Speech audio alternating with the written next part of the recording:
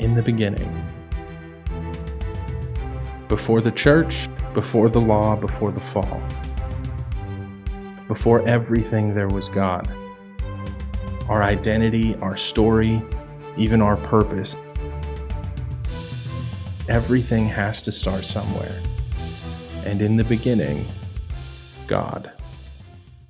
They used to walk, side by side with God in the garden. Now, he adds the picture naked.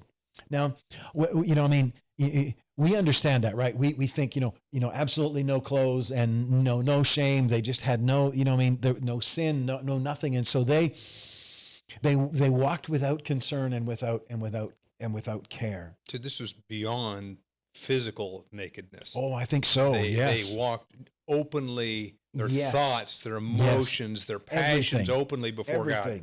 Everything. They were wide open to God. They nothing was hidden. I mean, that's the ultimate relationship, right? To have free will, but walk side by side in a relationship where you know absolutely everything about the other person. I mean, what a picture that is, right? I mean, it is reflected later on, in the walk that we have with God, with the Spirit of God residing in us. We may think we hide some stuff from him, but we don't. I mean, he sees every single, that should scare us, right? Sees every single thing that happens and that goes on. And what's the first thing that happens when sin takes root? First thing that happens is they hide from God. The pattern that happens here in chapter 3 in Genesis is not just the pattern of the fall of mankind.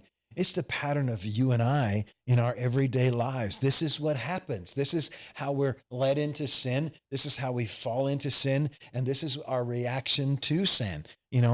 We hide from God. When you start departing from the way in which God intended for us to live, and that means, all of those things that we say, what's the first thing that we do?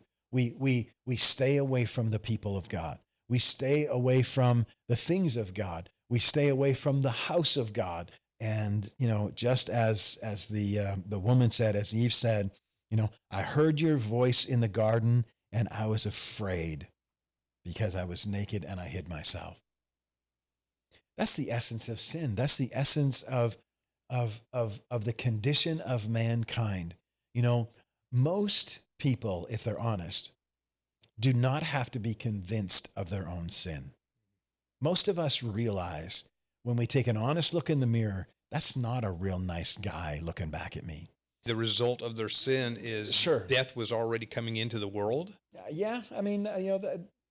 Yeah.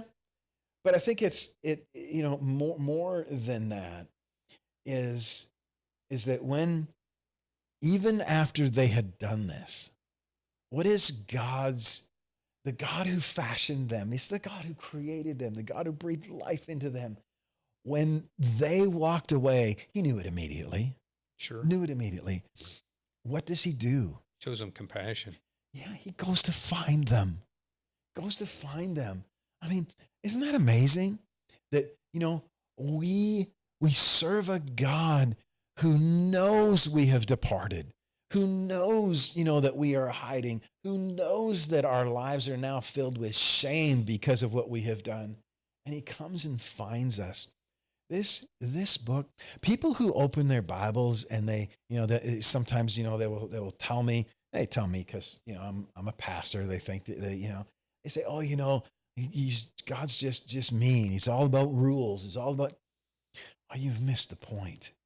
Because even in the next breath coming out of the fall of man, when essentially we took this amazing world that he created, took this amazing opportunity to walk side by side with him and threw it in his face, what does he do?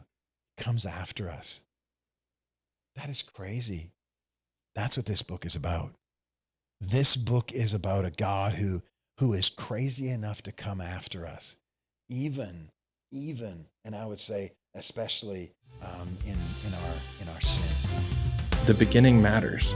Knowing who God is and what he's done, knowing where we come from, helps us understand where he is leading us.